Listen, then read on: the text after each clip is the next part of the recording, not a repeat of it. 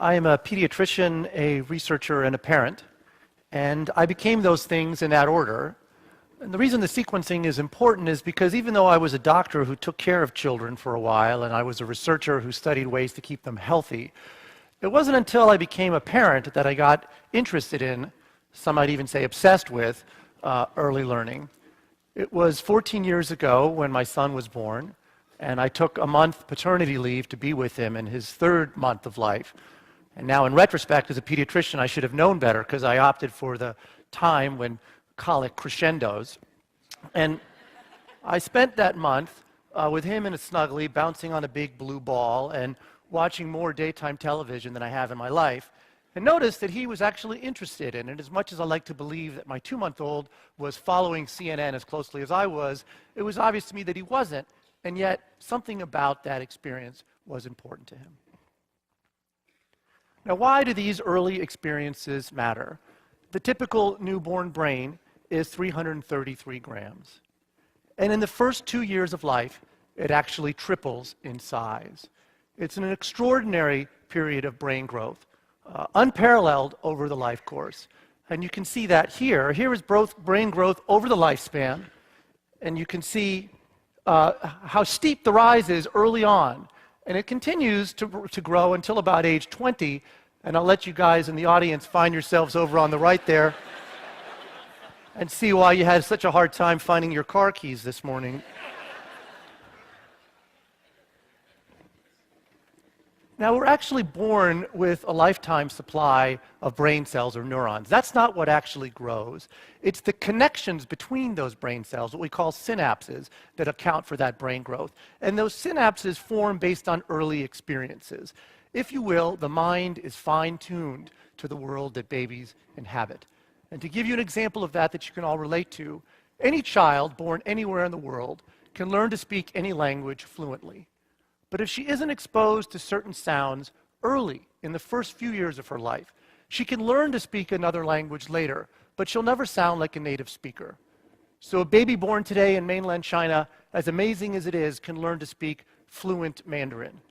But if she doesn't hear English sounds early in her life, she can learn to speak English later. But as we all know, we know such people, she'll struggle making certain sounds. It wasn't because she wasn't born with that capacity. It was because her early experience didn't condition her mind to learn them.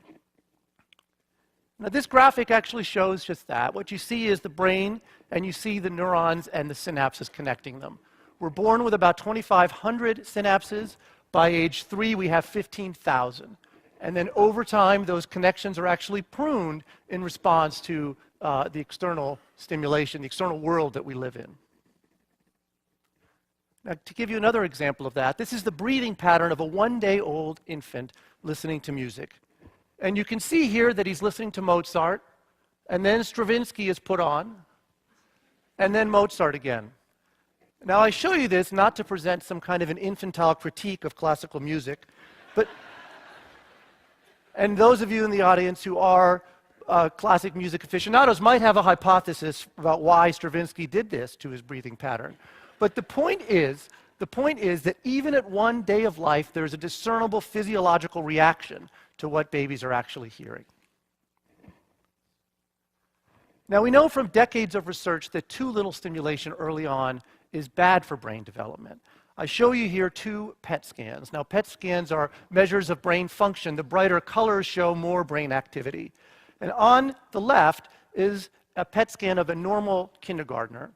And on the right is a PET scan of a child who was raised in a horribly neglected environment. This is actually a PET scan from a child who was raised in a Romanian orphanage and was profoundly neglected early in life. And you'll notice that there are areas of his brain that show no activity at all. It didn't develop as a result of too little stimulation.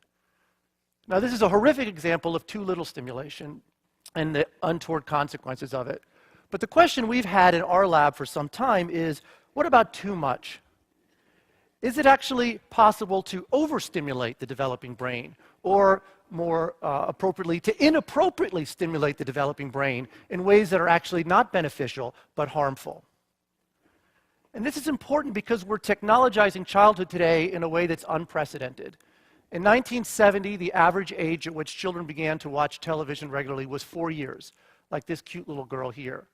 And today, based on research that we've done, it's 4 months.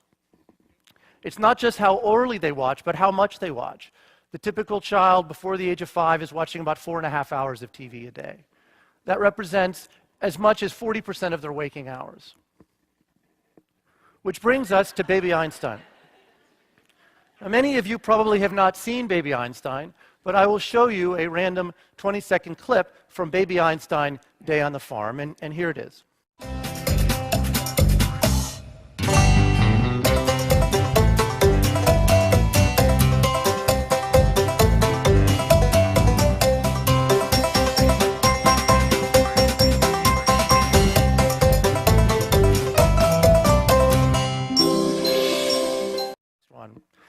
In that 20-second clip, there were 7 scene changes, about 1 every 3 seconds.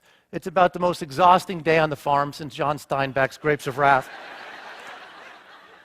And of course, it's nothing like being on a real farm, right? Adults watching this find it discombobulating because your mind is trying to make a coherent narrative out of this, and there is no coherent narrative. It jumps all over the place.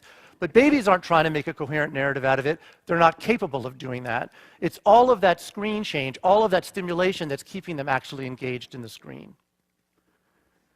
So we've had for a while what we call the overstimulation hypothesis, which is that prolonged exposure to this rapid image change during this critical window of brain development would precondition the mind to expect high levels of input, and that would lead to inattention in later life. So you watch enough Baby Einstein Day on the Farm as a baby, and when you go to a farm as a school-age child, it's boring. It's too slow. How come there's no sheep suddenly popping into my face? How come there's no marionette going back and forth? Why do I have to walk from here to there? That's the general idea, that you're conditioning the mind to that reality, which doesn't actually exist. And we tested this some years ago, and what we found was that the more television children watched before age 3, the more likely they were to actually have attentional problems at school age. Specifically, for each hour that they watched before the age of 3, their chances of having attentional problems was increased by about 10%. So a child who watched 2 hours of TV a day before the age of 3 would be 20% more likely to have attention problems compared to a child who watched none. Now, what else did we find?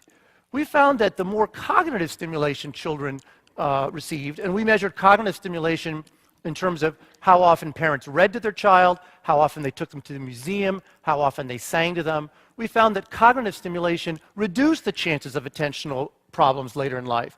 In fact, each hour of cognitive stimulation reduced them by about 30%. So if you will, these are two sides of the same coin. There's certain things that we can do early on in our children's lives that enhance their ability to pay attention, and certain things that we can do early on that actually impede them. Now, if our hypothesis was right, that it's based on the pacing of the programs, and you might imagine that what children watch actually is important. And so content would be key. And I'll give you 2 examples of content to illustrate that point.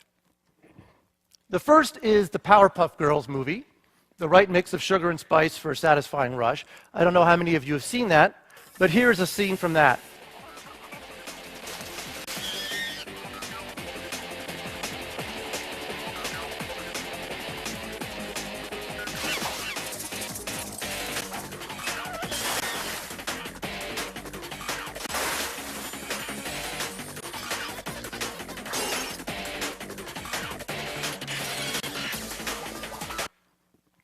Okay, so that was, again, you can see a lot of rapid sequencing. In fact, this was the first movie that was ever rated PG for non-stop frenetic animated action. I'm not making it up, that's the back of the box there. Now, I want to contrast that with something that I'm sure you're all very familiar with. It really needs no introduction, but this is a clip from Mr. Rogers for you to watch.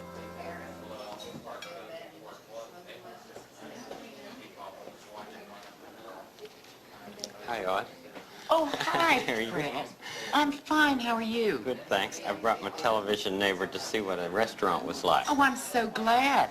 Can I show you a table? Certainly. I'm awfully busy today. One of the waitresses is ill. I see. So I'm sort of doing double duty. How about this?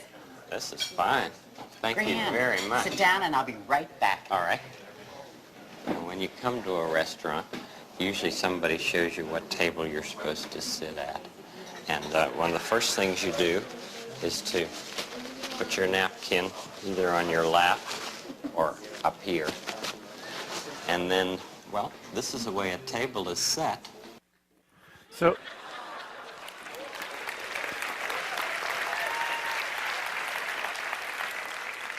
Fred Rogers invented reality TV. He's not credited with it. Actually, it's not reality, right? It's even slower paced than reality.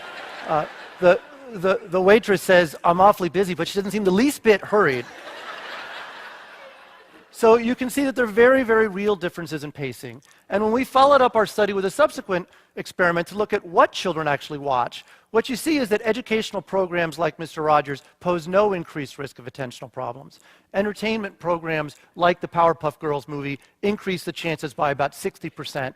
And violent programming, which I didn't show you, increases it even by more than 100%. And violent programs are typically even more rapidly sequenced. Now, in the last year, we've been building actually a mouse model of television viewing in my lab, and you are now watching mouse TV here. The sounds are from the Cartoon Network, and the lights are basically photorhythmically generated by those sounds. This is what it looks like. These are the TV lounges here that the mice live in, and they have speakers above and lights around them. And what we do is we start about 10 days of life, and these mice watch TV 6 hours a day for 42 days. It's basically their entire childhood spent in front of a television, which is not uncommon these days for some children even. And then 10 days later, we actually assess their behavior in a few ways I want to share with you. The first test we do measures their activity and risk-taking. Now, we do what's called the open field test. Now, mice have two kind of competing instincts. You'll see them here. One is to avoid being in the middle of anything, because, of course, mice have very few friends, and being in the middle of this open field is risky. But, of course, they have a competing instinct to forage for food. So at some point, they do need to go into the middle and explore their environment. Now, we put these mice in here and test them, and we exploit the fact that it's a white mouse on a black background. And with a computer above, we can actually track their movement. And you can see on the left is sort of a normal mouse spending most of its time around the perimeter. But look at the one on the right. Notice how much time it spends in the middle, but also notice just how much general activity this mouse is actually exhibiting. So this is both a hyperactive and a risk-taking mouse. And when we look at our overstimulated compared to our control mice, we find that the overstimulated mice spend more time in the center, and they enter the center more than the regular mice do. The next test we do is what's called the novel object recognition, and this tests short-term memory and learning. We put a mouse in a box with two objects, and the mouse will explore both of them, get to know them, if you will. And then we take the mouse out, and an hour later we replace one object with a novel object. And we see how much time the mouse spends on each object. Now, the mouse that is learning, that has good short-term memory, will spend more time on the novel object. And you can see that here, as opposed to the one on the right, which is spending the same amount of time with both objects. And what did we find? Well, we found that our control mice, our normal mice, spent 75% of their time with a novel object. But look at what our TV viewing, our overstimulated mice did. They spent the exact same amount of time. It was as if they couldn't distinguish the two objects or they didn't care. But one way or another, they were not learning. They were not acting like normal mice. Now, I want to talk a little bit about a study we did with children. It's a building block study. It was a randomized trial here in a low-income clinic in Seattle. We took 200 children who were 18 to 24 months of age, and we gave half of them blocks at the beginning of the study and half of them blocks at the end. And their parents got what we call blocktivities monthly. These were ways to play with your children with blocks. Sort the blocks, stack the blocks, count the blocks. Really simple things that come naturally to a lot of parents, but what a lot of low-income parents don't do with their children regularly. And here's what happened. The children who got the blocks, 59% of them played with them on a typical day, as opposed to 13% who didn't get the blocks initially. They played for about 20 minutes a day, about 1.5 episodes a day, and about 65% of the time was with their parent. And then 6 months later, we assessed their language. And see on the right here that the kids who got the blocks late scored in the 42nd percentile, which is below average, but unfortunately not uncommon in low-income populations in Seattle and, for that matter, around the world. And the kids who got the blocks, they actually scored at 56th percentile, significantly better and slightly above average. So promoting that kind of interactive play actually promoted language development in these young children. So I want to conclude by impressing on you that early childhood is very important for children and for mice, and it's critical to their development. And we need more real-time play today and less fast-paced media, particularly for young children. It's vitally important that we have that, because if we change the beginning of the story, we change the whole story. Thank you very, very much.